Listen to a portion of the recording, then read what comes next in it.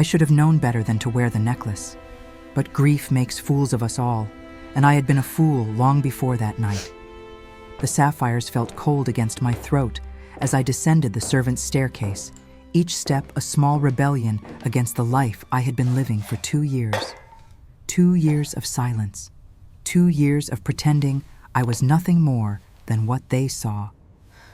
A maid in a gray dress, eyes downcast, hands folded, invisible.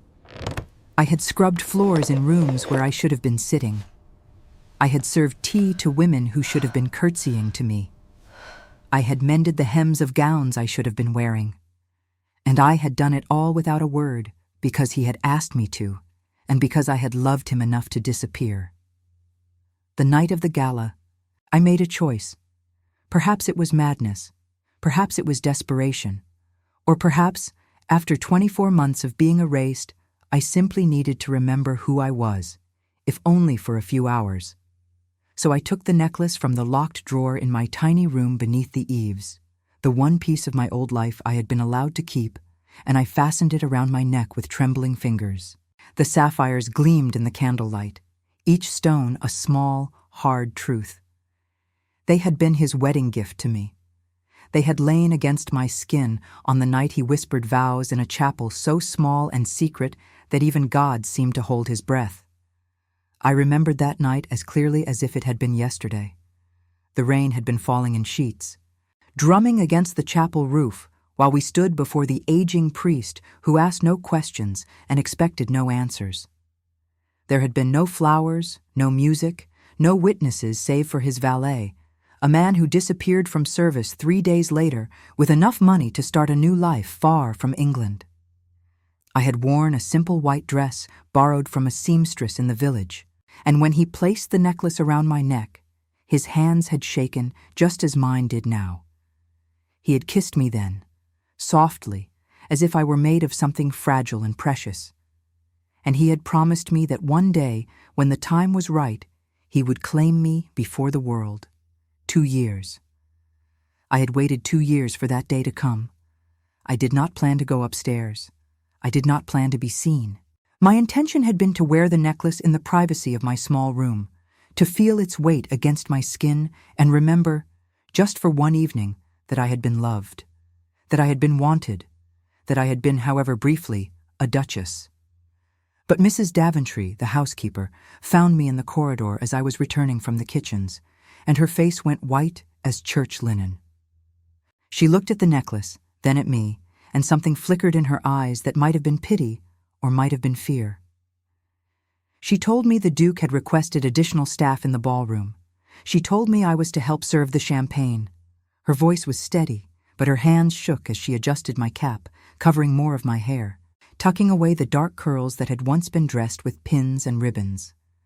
She pulled my shawl higher, as if she could hide what I had already chosen to reveal, as if she knew somehow that this night would change everything. Perhaps she did know. Mrs. Daventry had been in service at Ashford House for 30 years. She had seen 3 dukes come and go. She had kept more secrets than the stone walls themselves. And though she had never spoken a word to me about my true identity, though she had treated me with the same brisk efficiency she showed to all the staff, I sometimes caught her watching me with an expression I could not quite read. Sadness, perhaps, or recognition, or the quiet understanding of a woman who knew what it meant to love above one's station and pay the price for it. The ballroom was a blaze of light and laughter when I entered through the servants' door. Chandeliers dripped crystal and candlelight onto the polished floor, where dancers turned in silks and velvets the colors of jewels, ruby, emerald, amethyst, gold. Their faces were flushed with wine and gossip, their voices rising and falling like the music that spilled from the string quartet in the corner. I kept to the edges, a shadow among shadows, carrying a silver tray laden with crystal flutes that caught the light and threw it back in fractured rainbows. No one looked at me. No one ever looked at me. I was part of the furniture, part of the walls, part of the invisible machinery that kept their world turning smoothly. I had learned to move through rooms like a ghost and for 2 years it had kept me safe. But then, Lady Constance Hartley saw the necklace. She was standing near the refreshment table with a glass of champagne in one hand and her fan in the other, her head tilted toward the Dowager Countess of Marbury as they shared some delicious piece of gossip. I watched her face change as her gaze slid past me, then snapped back. The smile froze on her lips. Her eyes widened. The fan stopped moving. She leaned toward the Dowager and whispered something behind the painted silk. The Dowager's eyes found me across the room, narrowed, and then widened in recognition and shock. She whispered to the woman beside her, who turned to stare. And so it spread, like fire through dry leaves, whisper by whisper, glance by glance, until half the ballroom had turned to look. I stood very still. The tray trembled in my hands, the crystal flutes chiming softly against each other like warning bells.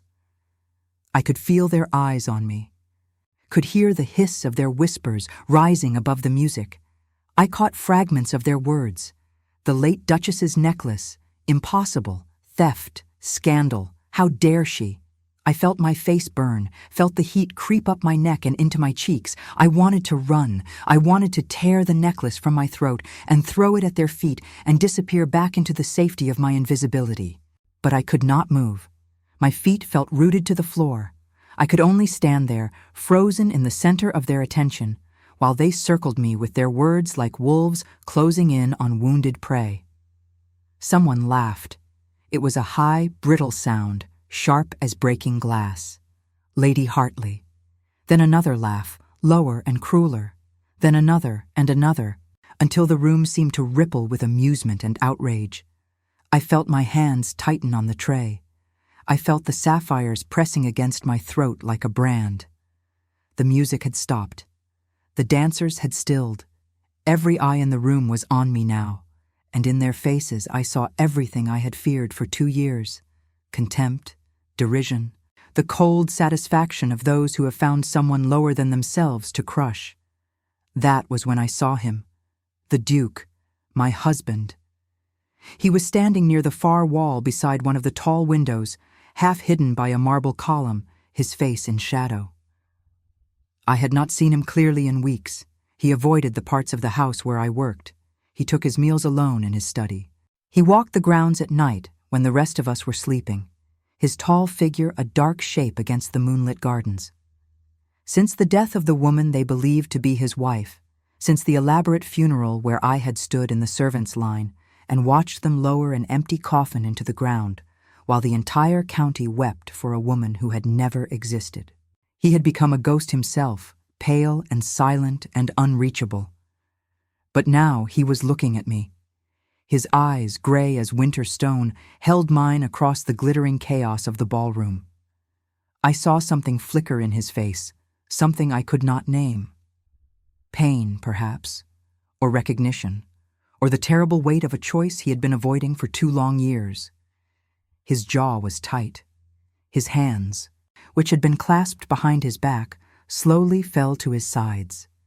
He was dressed in black, as he had been every day since the funeral, the stark color making his face seem even paler, his features even sharper. He looked like a man carved from ice. He looked like a man who had forgotten how to feel. The laughter grew louder. Someone called out, voice dripping with mock concern, asking if the help had taken to stealing from the dead. Another voice, a man's, suggested I be dismissed at once, or worse, reported to the magistrate for theft. A woman tittered and said perhaps I had delusions of grandeur, that perhaps I fancied myself a lady. The cruelty in her voice was like a slap. I felt the walls closing in. I felt the necklace like a noose around my throat. And still he watched me, unmoving, his face a mask I could no longer read. Then he stepped forward. One step, slow and deliberate, then another. The crowd began to notice. The laughter faltered, then died. A hush fell over the ballroom, thick and suffocating, like the air before a storm. He walked toward me with the measured pace of a man who had made a decision and would not be turned from it. His footsteps echoed on the marble floor. I could hear nothing else. Not the whispers, not the rustling of silk, not the pounding of my own heart. Only his footsteps coming closer, closer, until he stood before me. The silence was absolute. Every eye in the room was on us now, waiting, watching. I could smell the faint scent of his cologne, cedar and smoke and something darker, the scent I had once known as intimately as my own breath. His face was so close I could see the fine lines at the corners of his eyes, the shadow of sleeplessness beneath them, the faint scar on his jaw from a riding accident in his youth. He looked older than I remembered. He looked tired, but his eyes, when they met mine, were clear and steady and full of something that made my breath catch in my throat. He reached out and took the tray from my hands, his fingers brushing mine for just a moment, warm and solid and real. He set it on a nearby table without looking away from me. Then he took my hand, his fingers closing around mine with a firmness that felt like an anchor, like a lifeline, like a promise finally kept. He turned to face the crowd, and I felt the room tilt beneath me. I felt the ground shift.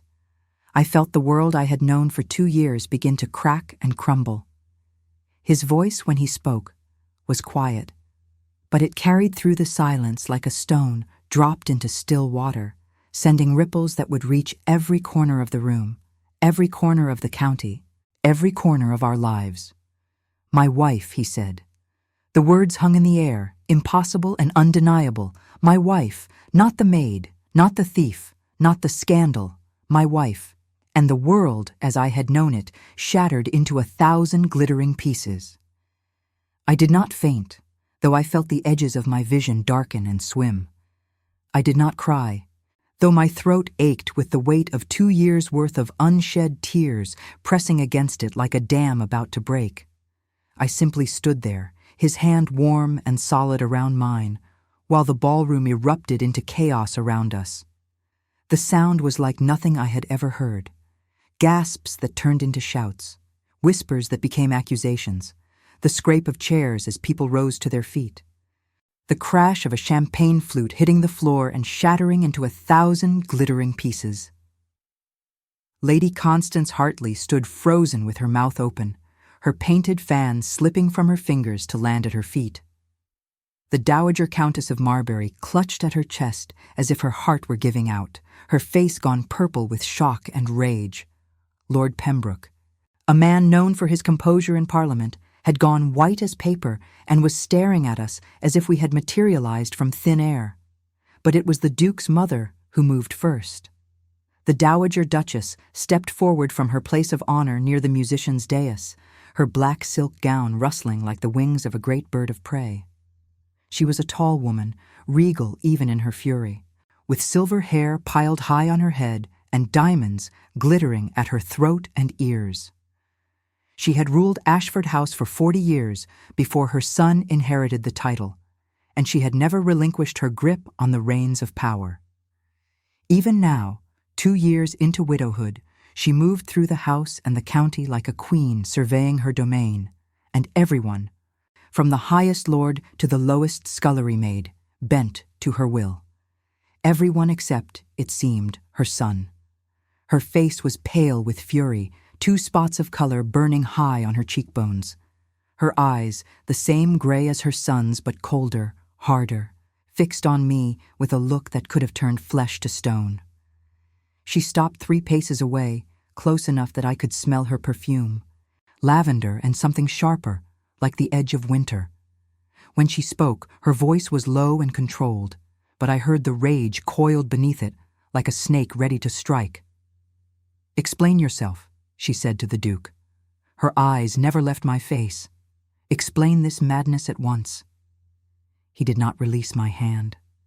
If anything, his grip tightened, as if he feared I might slip away, might vanish back into the shadows where I had lived for 2 years. His voice, when he answered, was steady and clear, pitched to carry through the silent ballroom. "This is my wife," he said, "the Duchess of Ashford. We were married 2 years ago in the chapel at Moorfield. The silence that followed was so complete I could hear the candles guttering in their holders. I could hear the rustle of fabric as people shifted, uncertain whether to believe what they were hearing or dismiss it as some elaborate jest. I could hear my own heartbeat, loud and erratic in my ears. His mother laughed. It was a terrible sound, sharp and humorless. "Impossible," she said. "Your wife is dead. We buried her. The entire county mourned her." He shook his head slowly. "You buried an empty coffin," he said. "A fiction.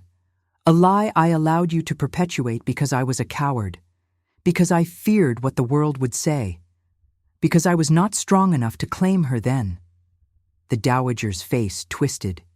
"You married a servant," she hissed. "A girl with no name, no family, no fortune. You married beneath yourself, and then you hid her away like a shameful secret. And now, 2 years later, you present her to society wearing the necklace that should have gone into the family vault, and you expect us to accept this farce." "Not a farce," he said quietly. "The truth." I found my voice then, though it came out smaller than I intended, trembling at the edges. "It is the truth," I said. "I am his wife. I have been his wife since the night he placed this necklace around my neck and promised before God to honor and protect me." The dowager turned her gaze on me fully then, and I felt the force of her contempt like a physical blow. "You are a maid," she said. "A girl who came to this house 3 years ago with nothing but the clothes on her back. You served tea, you mended linens, you were paid wages, and now you dare to stand in my ballroom and claim to be a duchess." "I served because he asked me to," I said, and I was surprised by the steadiness in my voice. "Because we agreed it was safer. Because your son feared what you would do if you knew the truth." "And what truth is that?" she demanded. "That my son lost his senses and married a nobody in a moment of weakness. That he compounded his folly by hiding her among the servants rather than facing his responsibilities. That he allowed the world to believe he had made a proper marriage to a woman of standing, only to let that illusion die and now resurrect it in this grotesque form." The Duke's jaw tightened. "Enough," he said. His voice cut through the room like a blade. "I will not allow you to speak to my wife in this manner. Not now. Not ever again." His mother drew herself up to her full height.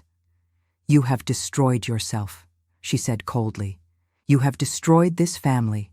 When word of this spreads, and it will spread, we will be the laughingstock of London. No one will receive us. No one will acknowledge her. You will be shunned, and she will be worse than shunned. They will call her a fortune hunter, an opportunist, a woman who seduced a grieving man and tricked him into a marriage he cannot possibly want." "I do want it," he said. His hand tightened around mine again, and when I looked up at him, I saw something in his face I had not seen in 2 years. Certainty, resolve. The ghost of the man I had married was returning, pushing through the fog of grief and guilt that had consumed him. "I want her. I have always wanted her, and I will not hide her any longer." The room stirred. I heard murmurs, some shocked, some intrigued, some openly hostile. Lord Pembroke cleared his throat and stepped forward, his face troubled. "Your Grace," he said carefully, "if what you say is true, if this marriage is legal and binding, then there are matters that must be addressed. The question of succession, the disposition of property, the social implications." "It is legal," the Duke said. "We have the certificate. We have witnesses, or we had them. The priest who married us has since passed, but his records remain. I can provide proof." "Then why?" Pembroke asked, his tone genuinely curious. "Why did you allow the world to believe you had married someone else? Why stage a death and a funeral for a woman who never existed?" The Duke was silent for a long moment.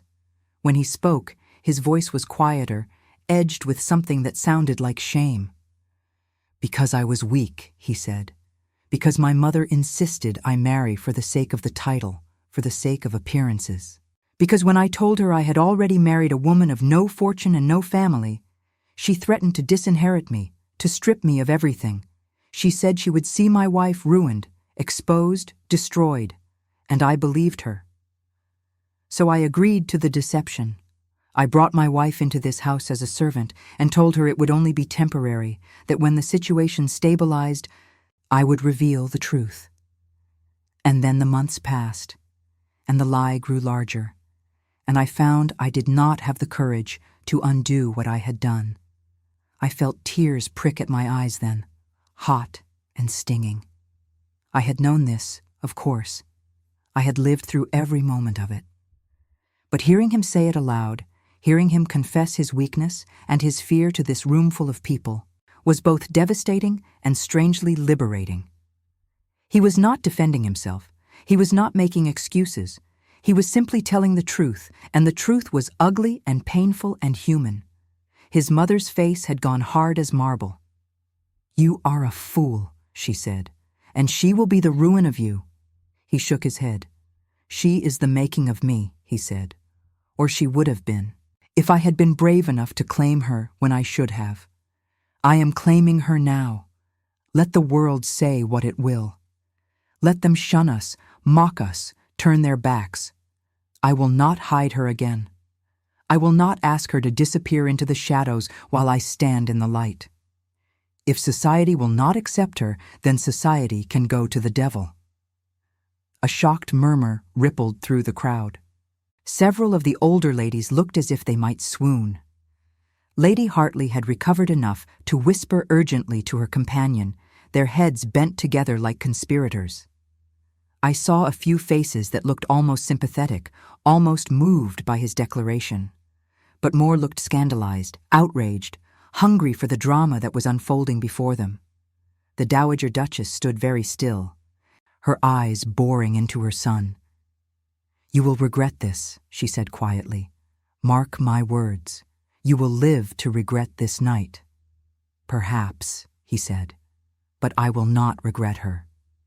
He turned to me then, and for the first time since that terrible night 2 years ago, when he had asked me to put on a servant's dress and vanish into the machinery of the household, he looked at me the way he had looked at me in the chapel, as if I were the only person in the world, as if I mattered, as if I were not a mistake or a burden or a source of shame, but something precious and irreplaceable. "Will you forgive me?" he asked quietly. His voice meant only for me, though the entire room strained to hear. "For asking you to hide, for asking you to wait, for being too much of a coward to do this 2 years ago." I felt the tears spill over then, hot tracks down my cheeks. There was so much I wanted to say, so much pain and anger and loneliness that had built up over 2 years of scrubbing floors and serving tea and pretending I was nothing. But there was also love, stubborn and enduring, the love that had made me agree to his plan in the first place, the love that had kept me in this house, in this limbo, waiting for a day I had almost stopped believing would come. "Yes," I whispered, "I forgive you." He lifted my hand to his lips and kissed it, a gesture so tender and so public that it sent another shockwave through the room. Then he turned back to the assembled guests, his expression calm and unyielding. "This gala is over," he said. "I ask that you leave. All of you. Now." No one moved at first. They stood frozen, caught between outrage and fascination, unwilling to miss a single moment of the scandal unfolding before them. But the Duke's expression did not change. He simply stood there, waiting, his hand still holding mine, until finally, reluctantly, people began to move toward the doors. They gathered their wraps and their dignity, whispering furiously to one another, casting backward glances at us as if we were some kind of exotic creature on display. The Dowager Duchess was the last to leave. She stood at the doorway, framed by the light from the corridor, and looked back at her son with an expression I could not quite read. Disappointment, perhaps, or grief, or the cold calculation of a woman who had not yet finished fighting. "This is not over," she said.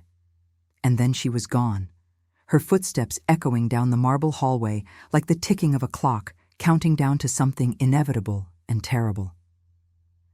When the last guest had departed and the great doors had closed behind them, the ballroom fell silent. The candles still burned in their holders, casting long shadows across the empty floor. The abandoned champagne flutes sat on tables like forgotten promises. The air smelled of perfume and smoke and the faint, bitter scent of scandal.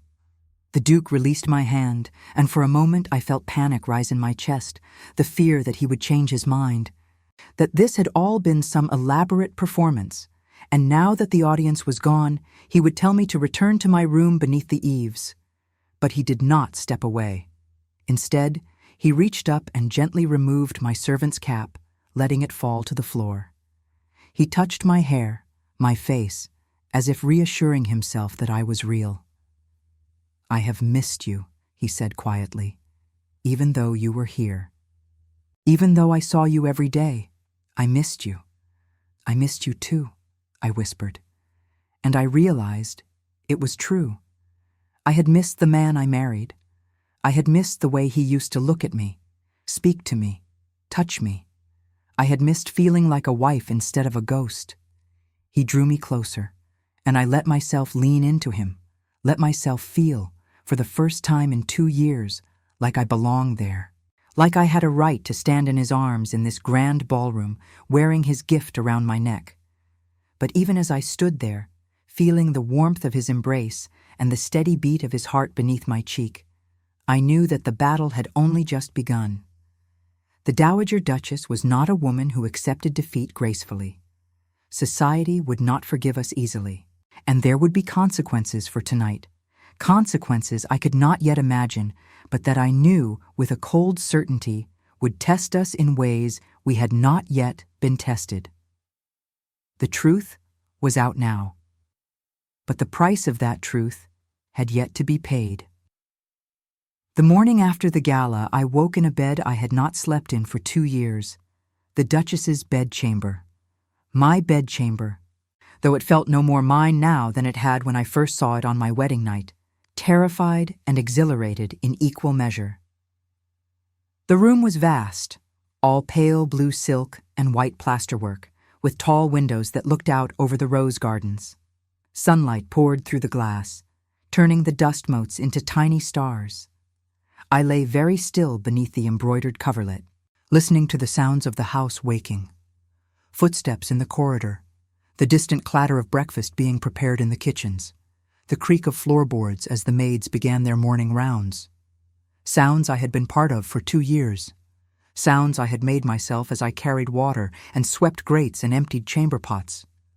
Now I was on the other side of that invisible wall, and I did not know how to feel about it. The Duke had left before dawn. I had felt him slip from the bed, felt the cold air rush in where his warmth had been. He had kissed my forehead, a gesture so gentle it made my heart ache, and whispered that he had business to attend to. I knew what business. He would be speaking to his solicitors, preparing for the storm that was surely coming. He would be securing proof of our marriage, ensuring that no one could claim it was invalid or fraudulent. He would be shoring up our defenses, because the Dowager Duchess was not a woman who retreated quietly into the shadows.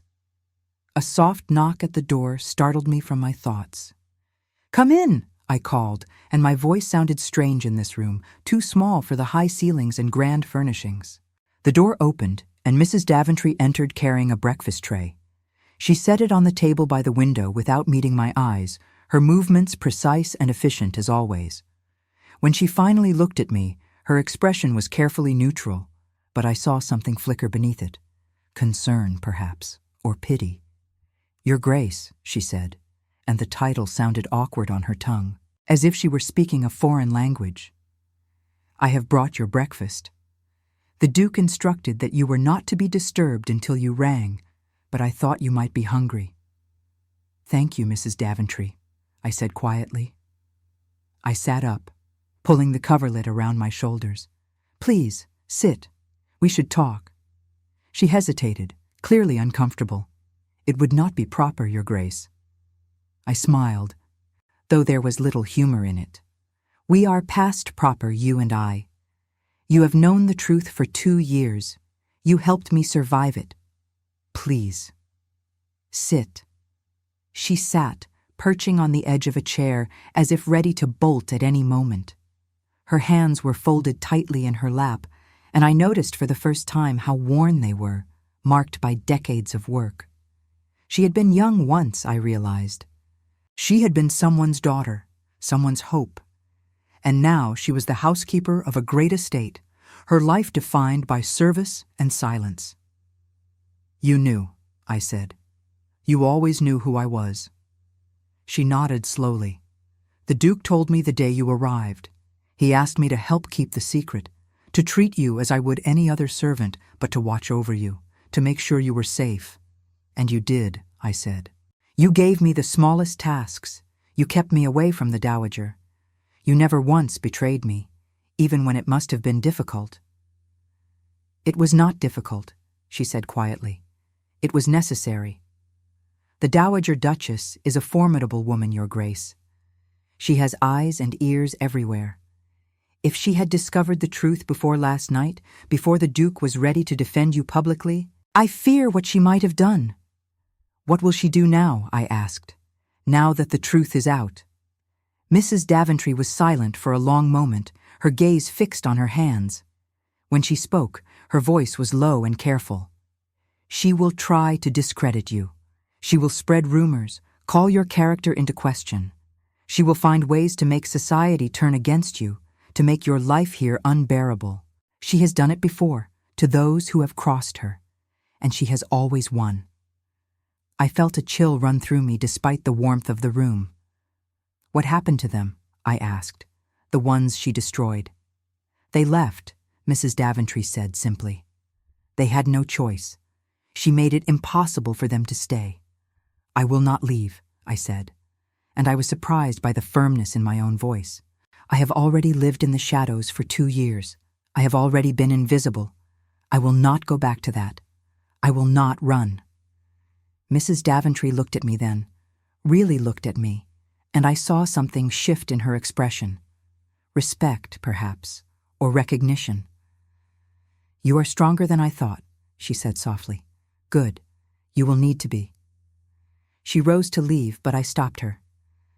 Mrs. Daventry, I said, thank you for everything, for keeping the secret, for watching over me, for not judging me. She smiled, a small, sad smile. I was young once, Your Grace. I knew what it was to love someone the world said I should not love. I lost him in the end, but I understood why you stayed, why you waited. Love makes us endure things we should not have to endure. And then she was gone, leaving me alone with my breakfast and my thoughts. I dressed carefully that morning, in a gown that had been hung in the wardrobe while I slept. It was a simple day dress in soft gray, elegant but not ostentatious. Someone had laid out undergarments, stockings, shoes. Someone had thought of everything. I wondered if it was the Duke, trying to ease my transition back into the life I should have been living all along. Or perhaps it was Mrs. Daventry, practical even in the midst of scandal. When I was dressed, I stood before the mirror and hardly recognized the woman looking back at me. She looked like a duchess. She looked like someone who belonged in this room, in this house. But I knew it was an illusion. Underneath the fine dress and the sapphire necklace, which I had not removed, I was still the same girl who had scrubbed floors and carried water, the same girl who had fallen in love with a duke and paid the price for it. I made my way downstairs, my heart pounding with each step. I did not know what I would find. Would the staff treat me differently now? Would they resent me for the deception, for living among them under false pretenses? Would they see me as their mistress, or would they see me as a traitor? The answer came quickly. As I descended the main staircase, I saw 2 young maids in the entrance hall. They saw me and froze. Then, slowly, they curtsied, their faces a mixture of confusion and awe. "Your Grace," one of them whispered, and then they hurried away, whispering to each other. I found the Duke in his study, bent over a stack of papers with his solicitor, Mr. Whitmore. a thin, serious man with spectacles and an air of perpetual worry. They both looked up as I entered, and the Duke rose immediately, his face softening. "My dear," he said, crossing to take my hand, "I did not want to wake you. You needed rest." "I am rested," I said, though it was not entirely true.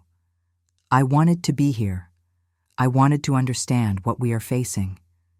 Mr. Whitmore cleared his throat. "Your Grace," he said, addressing me with the title that still felt foreign, "I have been reviewing the marriage certificate and the documentation. Everything is in order. The marriage is legal and binding. However, there are certain complications that must be addressed." "What complications?" I asked, taking the seat the Duke offered me beside his desk. Mr. Whitmore adjusted his spectacles. "The matter of the false death, Your Grace, the funeral, the mourning period, the public record of a deceased Duchess. These things cannot simply be erased. There will be questions, legal questions, social questions. And then there is the matter of the Dowager Duchess." "What about her?" the Duke asked, his voice tight. "She has already begun her campaign," Mr. Whitmore said carefully. "This morning she sent letters to several prominent families in London.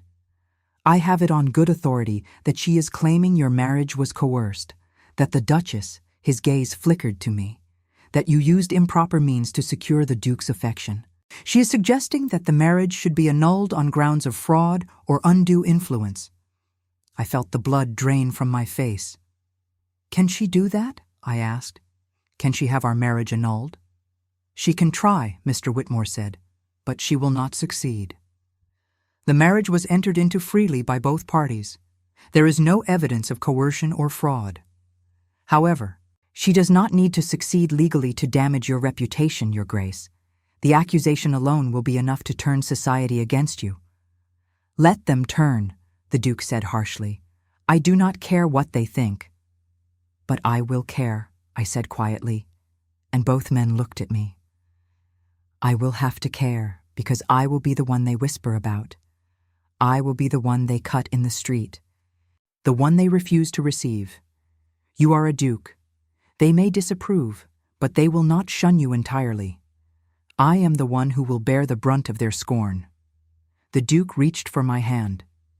"Then we will bear it together," he said. "I will not allow you to face this alone." I wanted to believe him. I wanted to trust that his resolve would hold, that he would not grow tired of the scandal and the gossip and the endless battle with his mother. But I had already waited 2 years in the shadows. I had already learned what it meant to be a secret, to be a burden. And I was not sure I could survive it again if he changed his mind. Mr. Whitmore continued, his voice gentle but firm. "There is also the matter of social acceptance. If we are to secure the Duchess's position, she will need allies, women of standing who will receive her, who will acknowledge her. Without that, she will remain isolated, and the Dowager's campaign will be far more effective."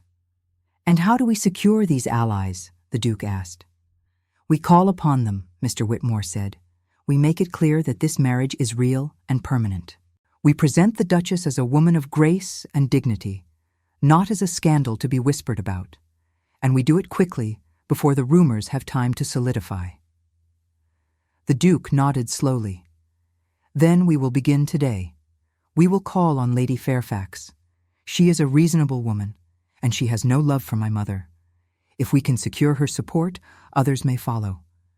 I felt a flutter of panic in my chest. I had not left the grounds of Ashford House in 2 years. The thought of walking into a stranger's drawing room, of presenting myself as a duchess, of facing the judgment and curiosity of a woman I had never met, was terrifying.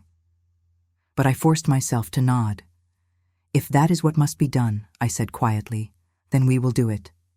The Duke squeezed my hand.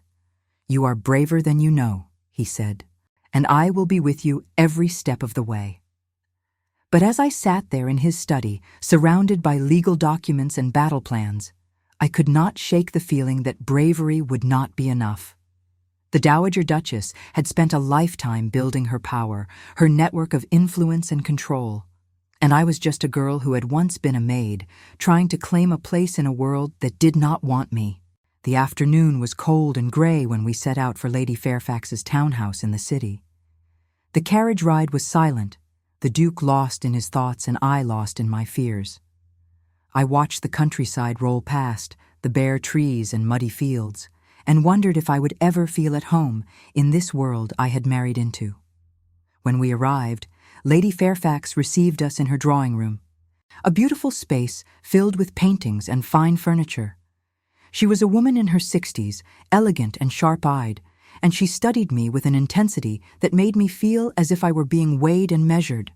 "So," she said after the pleasantries had been exchanged and tea had been served, "you are the missing Duchess, the maid in the ballroom, the scandal that has set the county ablaze." "I am the Duke's wife," I said quietly. "That is all I have ever been." She smiled, a small, knowing smile. "And yet you allowed yourself to be hidden away for 2 years. Why?" I hesitated, glancing at the Duke. He nodded, encouraging me to speak. "Because I was afraid," I said finally. Afraid of what the world would say. Afraid of what his mother would do. And because I loved him enough to wait, however long it took, for him to be ready to claim me. Lady Fairfax studied me for a long moment. Then she set down her teacup and leaned forward. "I will receive you," she said. "I will acknowledge you as the Duchess of Ashford. But understand this, child. The road ahead will not be easy. There are those who will never accept you, those who will do everything in their power to drive you out. If you are to survive this, you must be strong, stronger than you have ever been." "I will be," I whispered. "Good," she said, "because the Dowager Duchess has already been here. She called on me this morning, and she told me a very different story about you, a story of seduction and lies. I did not believe her, but many will. You must prove her wrong, not with words, but with your conduct, your grace, your dignity. You must become the Duchess she says you can never be." "And I will help you," the Duke said firmly. Lady Fairfax smiled at him. "See that you do," she said, "because she will need you. More than you know. The weeks that followed were the longest of my life, longer even than the 2 years I had spent as a maid, because then I had at least known my place in the world, however humble and hidden it was. Now I existed in a strange limbo, neither fully accepted nor entirely rejected, a curiosity to be examined and judged by every person we encountered. Lady Fairfax kept her word. She received me at her next afternoon gathering, introducing me to her circle of friends with a calm authority that dared anyone to question my presence. Some of the women were kind, if cautious. They spoke to me of safe topics, the weather and the gardens and the latest fashions from London. Others were coldly polite, their smiles tight and their eyes assessing, weighing whether association with me would damage their own reputations. And a few refused to acknowledge me at all, turning their backs when I entered a room or leaving shortly after I arrived, their meaning clear as crystal. The Duke accompanied me to every call, every tea, every painful social encounter. He stood beside me like a fortress, his presence a silent declaration that I was his choice and his wife, and that he would not tolerate disrespect. But I could see the toll it took on him. The whispers followed us everywhere. The scandal was the talk of every drawing room in the county. Men who had once been his friends now avoided his gaze. Women who had courted his favor now snubbed him at social gatherings. And through it all, his mother's campaign continued, relentless and cruel. She did not confront us directly. She was far too clever for that. Instead, she worked in the shadows, just as she had always done. A word here, a letter there, a carefully placed rumor that spread like wildfire through society. She suggested that I had been his mistress before our supposed marriage, that any ceremony we claimed had taken place was a desperate attempt to legitimize an illicit relationship. She hinted that I was barren, that after 2 years of secret marriage there was no heir, no child to prove the union blessed. She implied that I was grasping and ambitious, a woman of low birth who had seduced a grieving man and trapped him into a marriage he would come to regret. And the worst part was that some of it was true. Not the seduction, not the scheming, but the lack of a child. That was real. That was a wound that had grown deeper with each passing month of our secret marriage, each time I had hoped and then grieved in solitude, unable even to share my sorrow with the man who should have comforted me. One afternoon, nearly a month after the revelation, I sat in the morning room reading a letter that had just arrived. It was from a cousin of mine, one I had not seen since before my marriage, since the days when I had been a poor relation living on the charity of distant family. The letter was brief and brutal. She wrote that she had heard of my circumstances, that she was shocked and disappointed by my behavior, and that she could no longer acknowledge our connection. She hoped I would understand that she had her own reputation to consider, her own daughters to protect from the taint of scandal. She signed it with false regret and what felt like genuine relief that she had an excuse to sever ties with the poor relation who had always been an embarrassment to her. I read it twice, then folded it carefully and set it aside. I did not cry. I had run out of tears weeks ago. Instead, I sat very still, looking out at the gardens where autumn had begun to turn the leaves gold and crimson, and I wondered if this would be my life now. An endless procession of rejections and judgments, of doors closing and backs turning, until I was as isolated as I had been when I lived as a servant, only now without even the camaraderie of the other staff to sustain me. The Duke found me there an hour later. He took one look at my face, saw the letter on the table beside me, and his expression darkened. "What has happened?" he asked, picking up the letter and reading it quickly. His jaw tightened with each line. "It is nothing," I said quietly. "Only what we expected, what we knew would come." "It is not nothing," he said, crumpling the letter in his fist. "How dare she? How dare any of them?" "They dare because they can," I said, "because I am an easy target. Because no matter what you say, no matter what proof we provide, I will always be the maid who wore the Duchess's necklace. That is how they will remember me. That is how they will always see me." He knelt beside my chair, taking my hands in his. "That is not how I see you," he said fiercely. "That is not who you are. But it is what I was," I said. "And we cannot erase that. You cannot make me into something I am not, no matter how much you might wish it." "I do not want you to be anything other than what you are," he said. "I married you because I loved you, because you were kind and honest and brave, because when I was at my lowest, when I had lost my father and was drowning in responsibility and grief, you were the one person who saw me as a man, not as a title or a fortune. You did not want anything from me except my company, my conversation. You made me laugh when I thought I would never laugh again, and I loved you for it.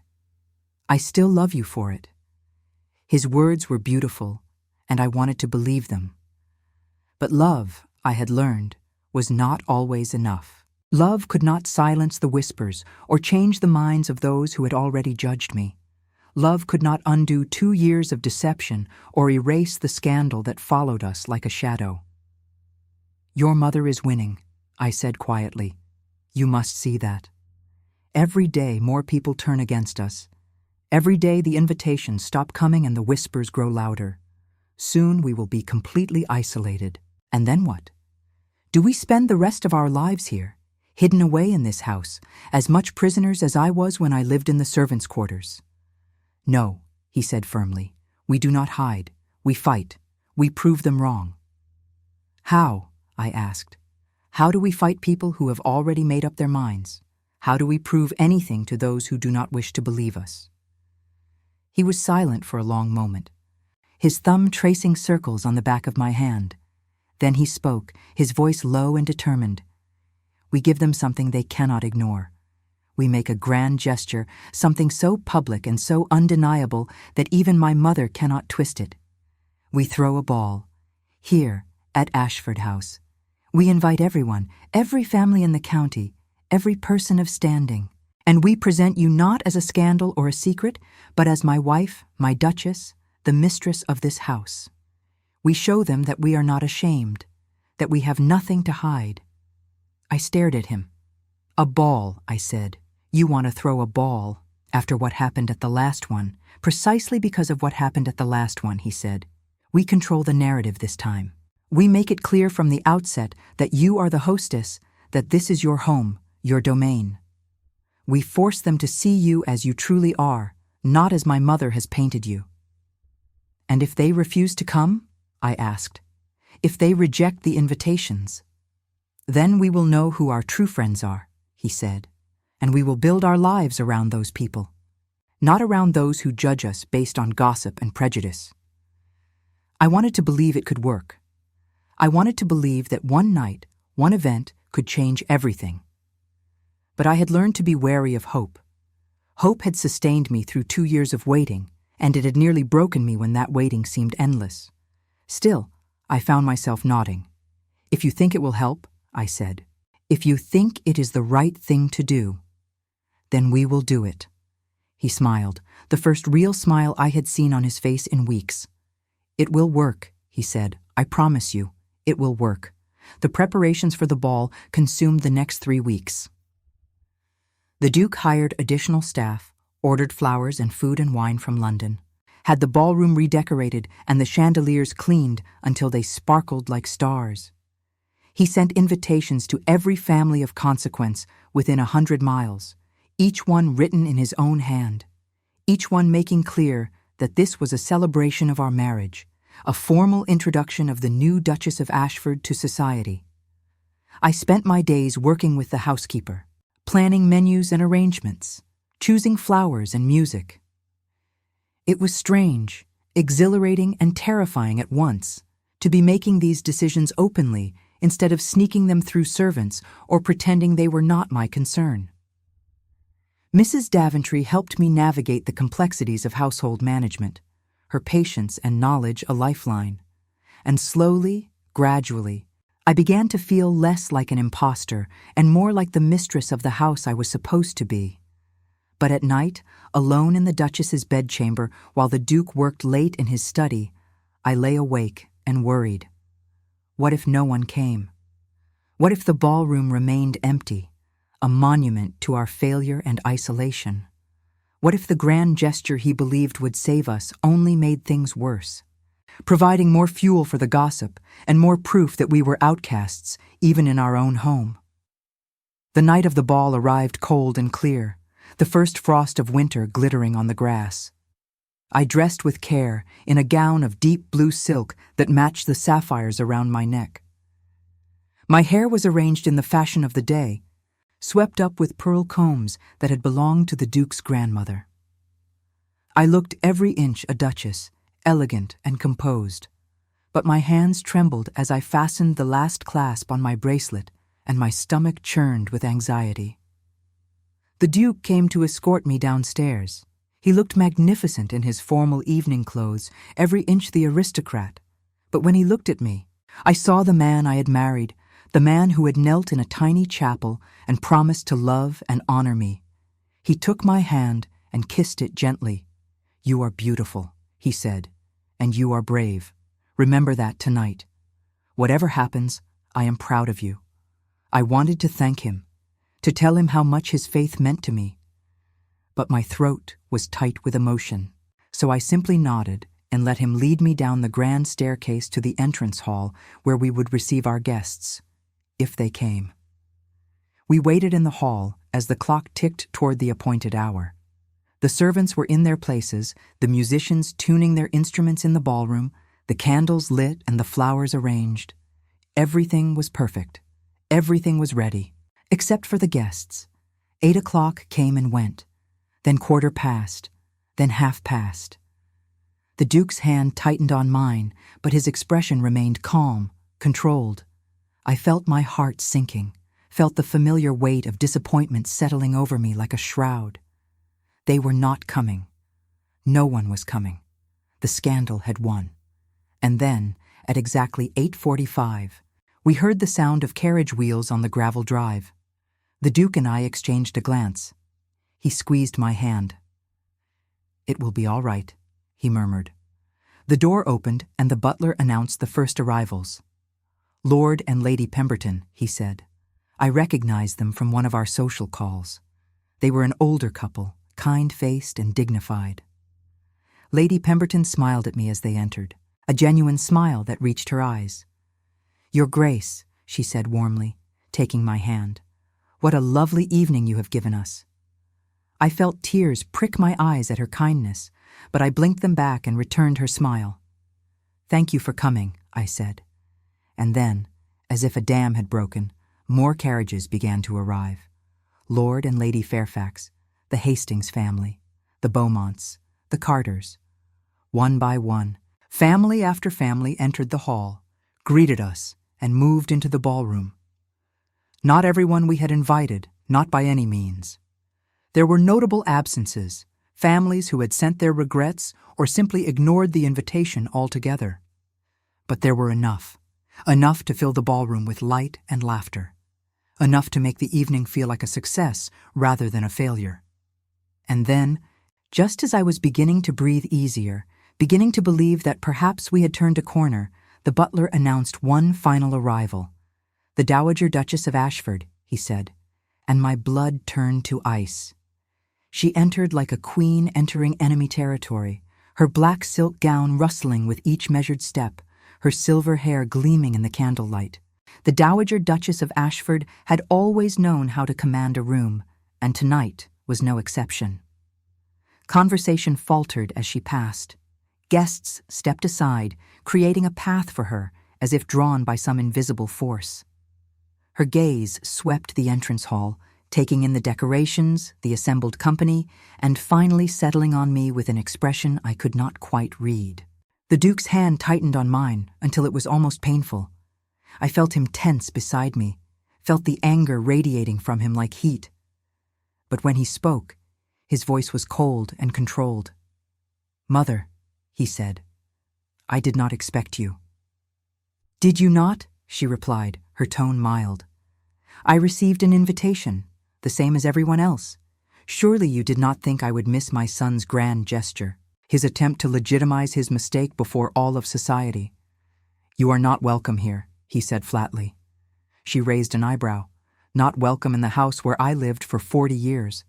Not welcome at a ball thrown by my own son." "How times have changed." "They have indeed," he said. "And if you have come here to cause trouble, to humiliate my wife in her own home, then I will ask you to leave. Immediately." The Dowager smiled, a thin, cold smile. "My dear boy," she said, "I have not come to cause trouble. I have come to bear witness, to see what manner of woman has so thoroughly ensnared you that you would throw away your position, your reputation, everything I raised you to value." She turned to me then, and I forced myself to meet her gaze, to stand tall despite the fear coiling in my stomach.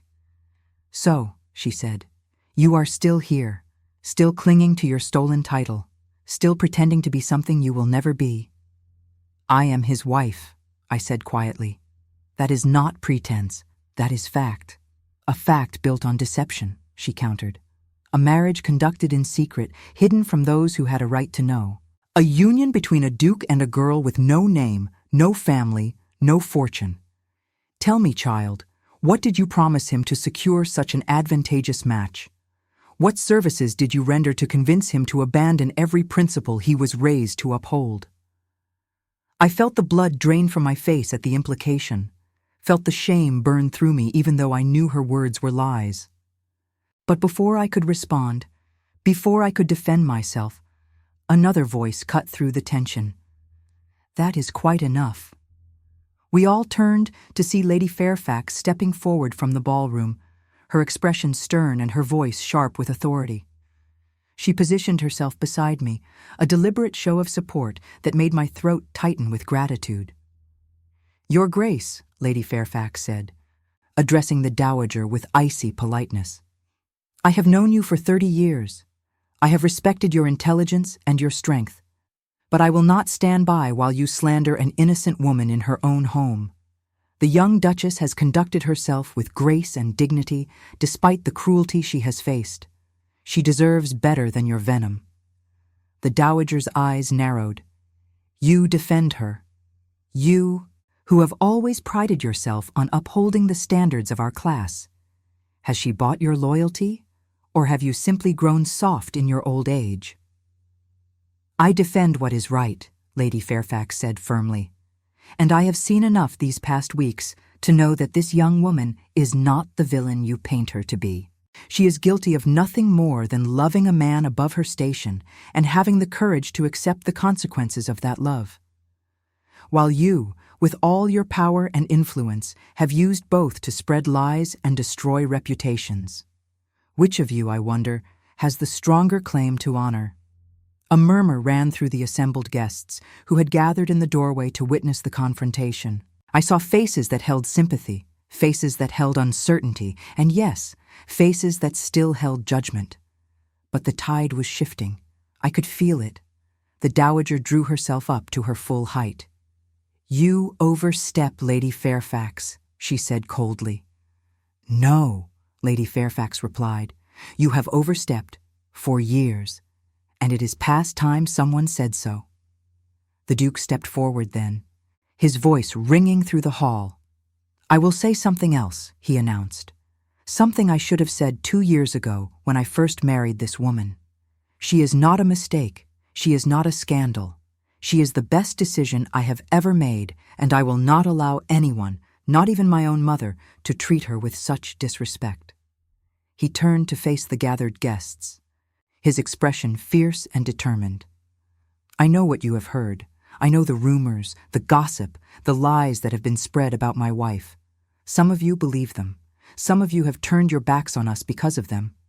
And I understand that. But I am asking you now, as your neighbor, as someone many of you have known since childhood, to look at the woman standing beside me and judge for yourselves." He drew me forward gently, his hand warm and steady on mine. "This is the woman I married in secret because I was afraid of my mother's wrath, afraid of society's judgment, afraid of what I would lose if I claimed her openly, and so I asked her to hide, to pretend to be a servant, to give up everything she should have had as my wife so that I could preserve my comfortable life and avoid difficult conversations. She agreed because she loved me, because she believed I would eventually find the courage to honor my vows. And she waited. For 2 years she waited in silence and shadows while I took the coward's path. I felt tears sliding down my cheeks, but I did not wipe them away. I simply stood there, listening to him speak truths I had never expected him to acknowledge so publicly. "She did not trick me, or trap me, or seduce me," he continued. "She did nothing wrong. I am the one who failed. I am the one who broke my promises. And when I finally found the courage to claim her, when I finally stood before you all and called her my wife, she forgave me. She could have left. She could have demanded an annulment and walked away from this mess I created. But she stayed. She faced your judgment and your scorn. She endured the whispers and the rejections. And she did it with more grace than I could ever have mustered." He turned to me then, his gray eyes bright with emotion. "I do not deserve you," he said softly, "but I love you, and I am asking you now, before all these witnesses, to give me another chance, to let me be the husband I should have been from the beginning, to let me spend the rest of my life proving that you made the right choice when you agreed to marry me." I could not speak past the lump in my throat. I could only nod, tears streaming freely now, and let him pull me into his arms. The ballroom erupted in applause, a sound that started tentatively and then grew until it filled the hall and spilled out into the night. The Dowager stood alone in the center of it all, her face pale and tight. She looked older suddenly, diminished by the rejection that surrounded her. For a moment, I almost felt sorry for her. Almost. She turned to leave, but the Duke's voice stopped her. "Mother," he said. She turned back slowly. "You are my mother, and I will always respect that. But you are not welcome in this house until you can treat my wife with the courtesy and respect she deserves. When you are ready to do that, truly ready, then we can speak. But until then, please leave." She stared at him for a long moment, and I saw something flicker in her eyes. Pain, perhaps, or the realization that she had finally pushed him too far. Then she inclined her head stiffly and swept from the hall without another word. The door closed behind her with a definitive thud. The silence that followed was broken by Lord Pemberton, who stepped forward with a gentle smile. "Well then," he said, "shall we have some music? I believe we are here for a ball after all." And just like that, the tension broke. The guests began to move into the ballroom, conversation resuming, laughter returning. The Duke led me onto the floor for the first dance, and as we moved through the familiar steps, I felt something inside me finally begin to heal. "We are going to be all right," he murmured as we turned. "I promise you, we are going to be all right." And for the first time, I believed him.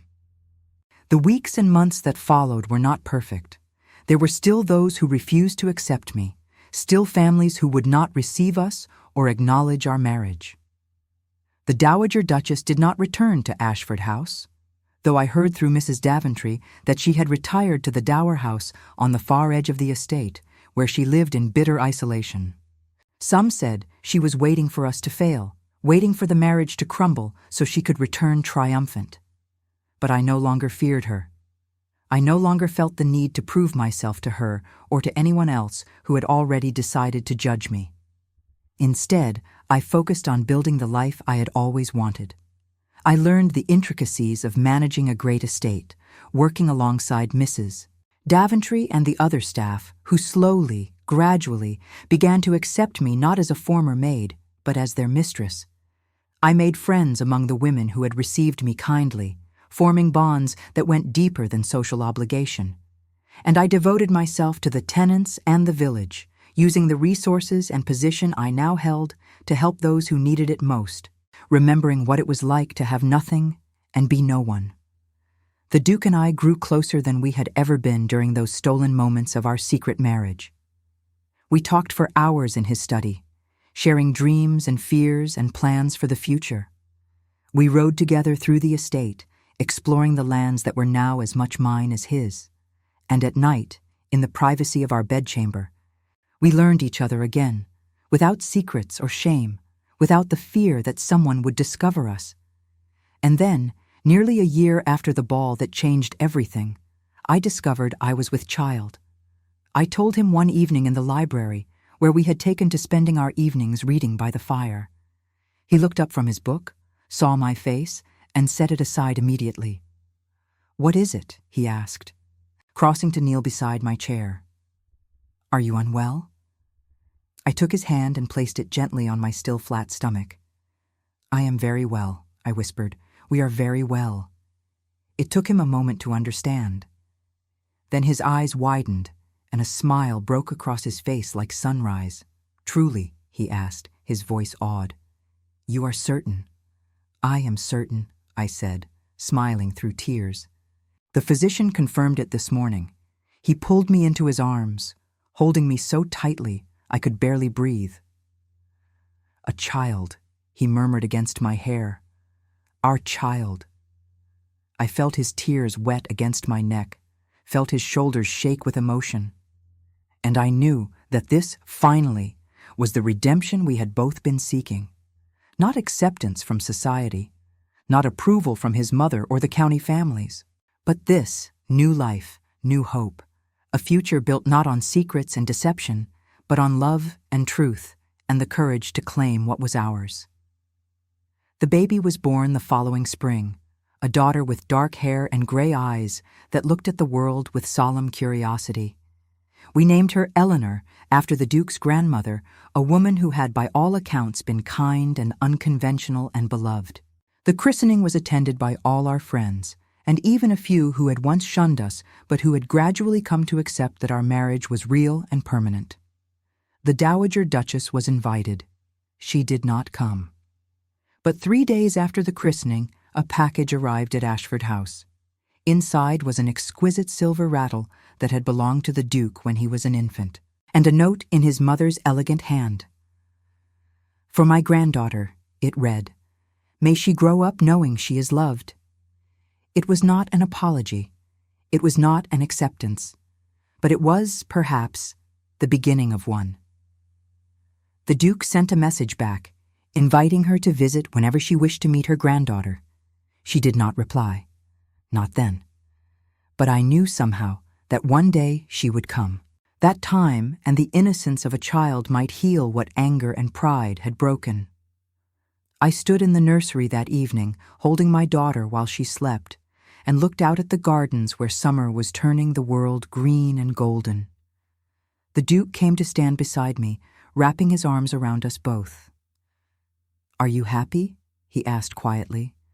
I thought about the question, about the 2 years I had spent in shadows, about the scandal and the judgment and the pain, about the friendships I had lost and the ones I had gained, about the woman I had been and the woman I had become. "Yes," I said finally, "I am happy." And it was true. Not because my life was perfect or easy, not because everyone accepted me or even liked me, but because I had claimed my place in the world, not through deception or pretense, but through endurance and love. Because I had survived the worst that society could throw at me and emerged not broken, but stronger. Because I stood here now, in my own home, with my husband and my child, wearing the sapphire necklace that had once felt like a brand and now felt like a crown. I was the girl who had been a maid. I was the woman who had worn the Duchess's necklace. I was the scandal that had set the county ablaze. But more than any of those things, I was his wife. I was Eleanor's mother.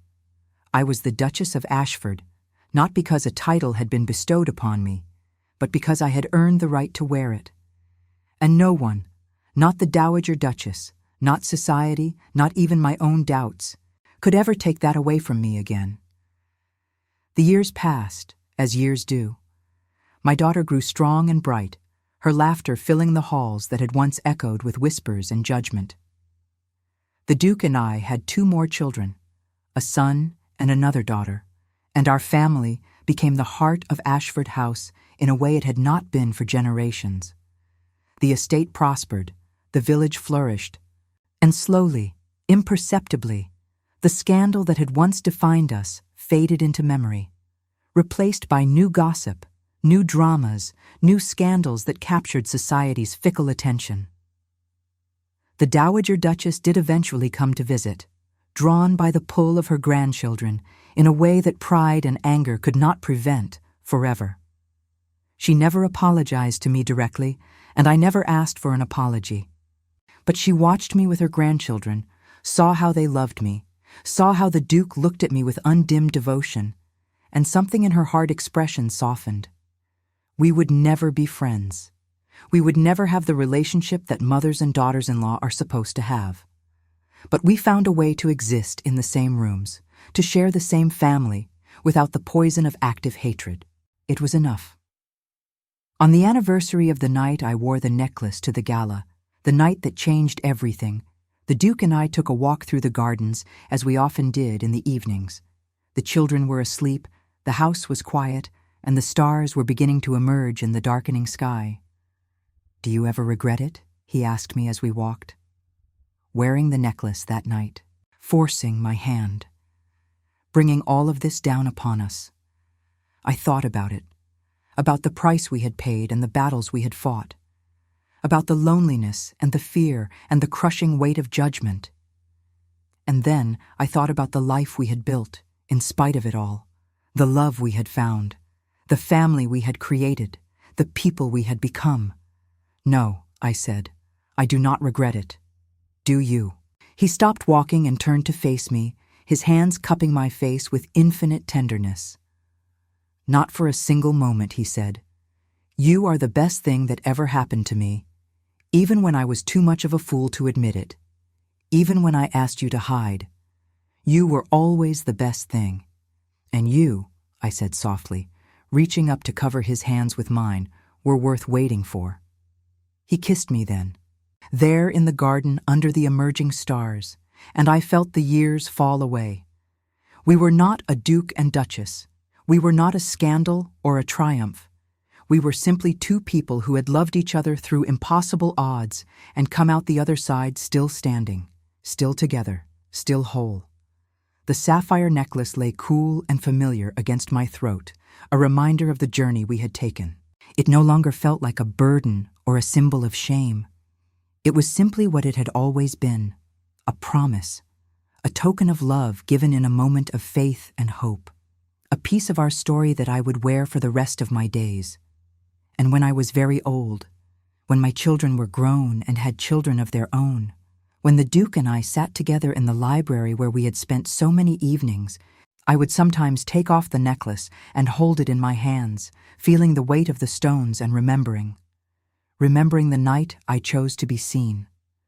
The night I wore the late Duchess's necklace and waited for the world to judge me. The night my husband rose from his chair and said the words that changed everything. My wife. Two simple words that had cost us so much and given us everything.